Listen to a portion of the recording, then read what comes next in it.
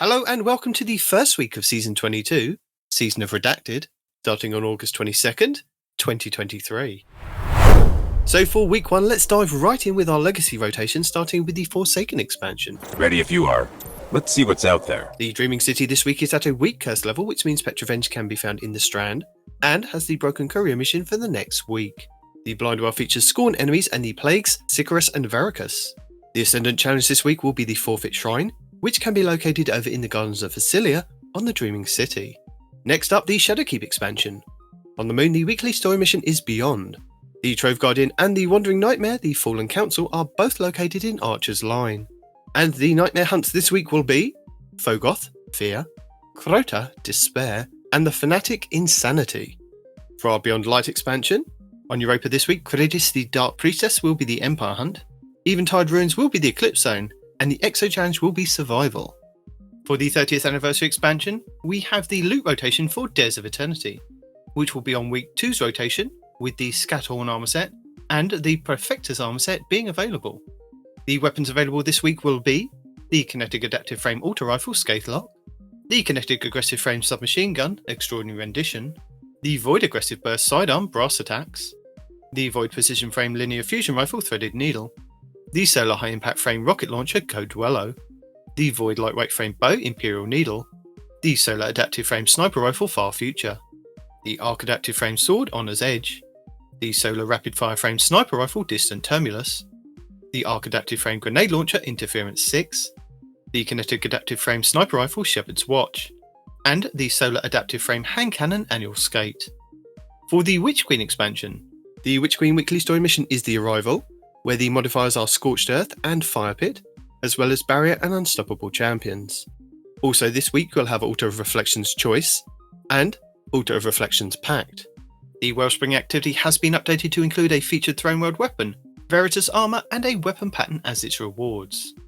For the Lightfall expansion, the weekly mission is First Contact, with extra shields, lock loadouts, and extra champions. Barrier and Unstoppable champions, Void Threat, Scorched Earth, Overcharged Weapons, Archon Strand Surges, Overcharged Shotguns, and Galvanized on Hero difficulty only. The Partition mission will be Backdoor, Contest Mode enabled with Barrier and Overload champions, Void Threat, Archon Solar Shields, Shock Modifier with Void and Strand Surges. And the Vex incursion this week will be Zephyr Concourse. In addition, the weekly Lightfall reset also refreshes the Pinnacle drop for the Node Override Avalon exotic mission on the EDZ. For the Season of the Deep, the featured fishing pond will be on the Throne World. Raids and Dungeons. The Root of Nightmares raid challenge this week is the second encounter, Scission, called Crossfire. No one can shoot the launch crystals on the side they're currently standing on, with the Corax's Distress Adept Grenade Launcher being the Master Challenge reward. The Kingsfall raid challenge this week is the fourth encounter, Daughters of Oryx, called Under Construction. Players cannot stand on the same plate twice in a single phase. The Vow the Disciple challenge this week is the third encounter, the Upender, called Defenses Down. This is where each player cannot kill more than one Taken Knight in total. The Vault of Glass challenge this week is the fifth encounter, Atheon, called Ensembler's Refrain. Each player teleported can only destroy one Oracle in each spawn set. The Deepstone Crypt challenge this week is the first encounter, Crypt Security, called Red Rover. This is where all Guardians must be an operator and shoot the 2 panels on the lower levels. And the Garden of Salvation challenge this week is the third encounter, Consecrated Mind, called Staying Alive, where you must not kill the spawning Cyclopses in the first 2 rooms. Your Pinnacle raid will be the Last Wish over on the Dreaming City, which means all challenges will be available for each encounter. These are the first encounter, Kali, called Summoning Ritual. Players must activate and cleanse all 9 plates, then kill all 9 knights and ogres before damaging Kali. The second encounter, Shirochi, called Witch. Guardians must not get hit or take damage from Shirochi's Arc Blast. The third encounter, Morgoth, called Forever Fight. Players must not kill the small ogres during the encounter. The fourth encounter, Vault, called Keep Out. Guardians must ensure that no Might of Riven Knights make it to the center chamber during the Vault fight. And the fifth encounter, Riven, called Strength of Memory, where Guardians must not shoot the same Riven Eye twice.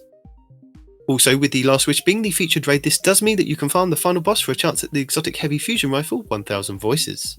The Pinnacle dungeon for this week will be the Duality over on the Derelict Leviathan on the Moon. And our first exotic mission rotator of the season will be Presage. with the Dead Man's Tale exotic scout rifle being the main reward. Craftable weapons available from this mission include the Arc Adaptive Glaive Nezarek's Whisper, the Stasis Aggressive Frame Rocket Launcher Bump in the Night, the Kinetic Precision Frame Scout Rifle Tears of Contrition, the Void Adaptive Frame Trace Rifle Hollow Denial, the Kinetic Precision Frame Auto Rifle Firefright, the Solar Lightweight Frame Shotgun Without Remorse, the Kinetic Adaptive Frame Hand Cannon Allstringer, the Solar Sidearm Drang Baroque, the Solar Adaptive Frame Sniper Beloved, and the Solar Submachine Gun Callus Mini Tool, with the Idolum Pursuant armor set. Next up, challenges. As this is a new season, the challenges and Eververse won't be available until the season goes live in game. So stay tuned to this channel for the updated week 1 video for any missed information. Hello! Also, with this being a new season, we will have a legendary Lost Sector shake-up, meaning we won't know the order of the Lost Sectors until we've had a full rotation. But as a reminder, your daily Lost Sector will show your flag outside, which will give you details of threats, shields, champions, and exotic armor you'll find inside. But if you are new to the game or using an alternate character and can't find the flag outside, you will have to run through the Lost Sector normally to have it show up on your map as a Legend/Master, which you can either do solo or with a fire team, but you will only be able to earn a chance at the exotic drop when completing solo. Lead the way. Our first featured Nightfall of the season will see us face off against Alakul in the Lightblade over on the Throne World, where you have a chance to get a Pinnacle engram if you complete the Nightfall with a score of 200k or more. This Nightfall will require you to earn the Witch Queen expansion. You will be able to earn high-end gear for your characters, including the Nightfall featured weapon, exotic gear, enhancement cores, enhancement prisms, ascendant shards, and adept Nightfall ciphers. The higher the Nightfall difficulty, the more common the drop will be, with the featured weapon and exotic gear being uncommon at hero difficulty to being common with ascendant shards in Grandmasters. Legend and lower Nightfalls will have 8 barrier, 2 unstoppable, and 7 lucent champions, with 6 solar and 12 arc shields. Masters and GMs will have 12 barrier, 3 unstoppable, and 7 lucent champions, with 6 solar and 8 arc shields. Your Nightfall modifiers are hero difficulty, maximum effective level 1765, matchmaking is available, enemies have extra shields, champions foe, you will face barrier, unstoppable, and lucent champions. You can either use intrinsic exotics, use a subclass debuff, or unlock anti-champion mods from the seasonal artifact. Arc Threat, 25% increase to incoming arc damage. Empath, enhanced radar, take increased damage from melee. Overcharged weapons, weapons overcharged from the seasonal artifact are active in this activity. Kinetic weapons do increased damage when your subclass element matches an active surge. Arc Surge, 25% bonus to outgoing arc damage. An Elemental Surge, 25% bonus to an outgoing element's damage. Overcharged weapon, 25% bonus damage to a specific weapon type. Galvanized, combatants have more health and are more difficult to stun. Legend difficulty, maximum effective level 1815, includes all previous modifiers except Galvanized.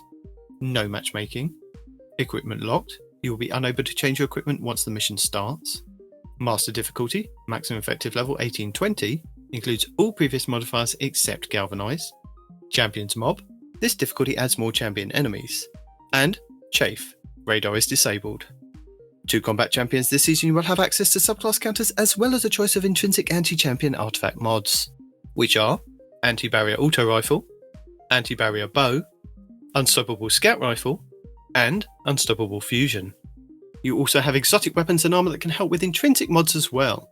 For Anti-Barrier, the Kinetic Bow Wishender, the Kinetic Linear Fusion Rifle Arbalest, the Kinetic Pulse Rifle Revision 0, the Solar Energy Hand Cannon Eriana's Vow, the Solar Heavy Sword The Lament, and the Titan Gauntlet's Second Chance, which gain a second charge of a shield throw melee, which becomes shield piercing and stuns barrier champions. And for Unstoppable, the Kinetic Fusion Rifle Bastion, the Kinetic Hand Cannon Malfeasance, the Kinetic Scout Rifle Touch of Malice, the Solar Energy Sidearm Devil's Ruin, the Void Heavy Bow Leviathan's Breath, and the Hunter Gauntlet's Atheris's Embrace, which have a chance to stun unstoppable champions with their empowered weighted knife. Lord Shaxx brings momentum control to the Crucible for the first week of the season. Momentum control is a 6v6 PvP mode which is a variation on the regular control mode, where every weapon is significantly higher in lethality, meaning that you can take out your opponents much faster than normal. Respawns are instant, and defeating enemy players in momentum control will grant faster regeneration on your melee, grenade, and super. Players get increased damage resistance when they activate a super, to help counteract that little bit of extra damage that the guns give out. The mode also has increased capture speed on points and radar is removed for every player. Achieve victory by capturing zones and defeating opponents. And Rift will be returning this week in the Relentless Crucible playlist. Rift is a 6v6 game mode that focuses heavily on objective-based gameplay and not just killing the enemy team. Instead of accruing points based on defeating enemies, players can score points by picking up the spark and dunking into their opponent's rift, which is near the enemy spawn. A team can either win by scoring 5 points before the opposing team can, by scoring 3 points without the enemy team getting a look in, or having more points when the time runs out. The spark spawns in the centre of the map and starts to charge after 6 seconds of the round starting, and becomes visible for all players on the map. After another 12 to 13 seconds, the spark is available for players to pick up, giving both teams approximately 20 seconds to fight over the spark before either side can pick it up. For 5 seconds after a player picks up the spark, they become marked on both teams' maps. After that, they're only marked on their own team's map unless they are in view of the enemy team. The carrier can only hold onto the spark for 1 minute and 15 seconds. After that, the spark detonates, killing the carrier and those around them before resetting. Should the carrier die in any way that isn't from the spark detonating, the spark drops at that location. If a player picks up the spark whilst in their super, they are immediately pulled out of their super. Furthermore, they will not gain any more super energy whilst holding the spark, and will be unable to use their super even if it is fully charged. If a player dies, they must wait 10 seconds before respawning, but their teammates can revive them during this time. This forces players to focus on teamwork to help push up on their enemies, but can also leave some players out of the game for an extended duration if their team can't or won't revive them. And making its way into the Crucible labs for the first time this week will be the game mode Relic. Relic is a 6v6 PvP party mode where all players wreak havoc and destruction on their foes with a relic weapon. Relics include the Aegis Shield from Vault of Glass, the Synaptic Spear from Season of the Risen, and the Scythe from Season of the Haunted. Each player charges their personal relic energy by defeating opponents with their normal loadout.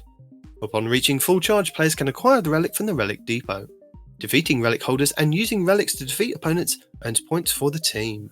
Delightful! Trials of Osiris will also be returning this season with some new loot to chase, like the Strand Heavy Grenade Launcher, the Cataract GL3, and the returning Solo Aggressive Frame Hand Cannon Igneous Hammer. There are also rewards for players who do make it to the lighthouse and open the chest. These include the Hero's Wake Exotic Ghost Shell, the Valiant Memory Exotic Ship, the Survivor's Journey Exotic Sparrow, a new armor set, and the new Trials shader, Bloodline Feud. Trials of Osiris Dominion is a 3v3 PvP high stakes game mode with a twist of a capture point. In Dominion, 2 teams of 3 go head to head in a battle for control of a capture point. Teams can either work together to capture the control point or eliminate the enemy team to win the round. Only available from Friday reset until Tuesday weekly reset, Trials gives every player the chance to shelf their PvP skills to obtain some of Destiny's most sought after weapons and armour. Players that compete in Trials of Osiris will have all of their games tracked through a passage card, a ticket purchased from Saint 14 in the lower hangar of the tower. Winning rounds and matches in Trials of Osiris will grant exclusive weapons, armour, Pinnacle gear, Masterwork materials, and even Adept gear for the most skilled players who can reach the lighthouse with a flawless ticket of 7 games won and no losses. 5 round wins will bag you the match for your passage card. By competing in Trials, you do have a chance to pick up 2 Pinnacle engrams from playing each week, one from 50 round wins and the other from winning 7 games. These do not have to be done all in one go, but you do have to complete them before the weekly reset. That is amazing. And that's it for the first week of Season 22. Thank you for watching. Allons-y. Guardian down.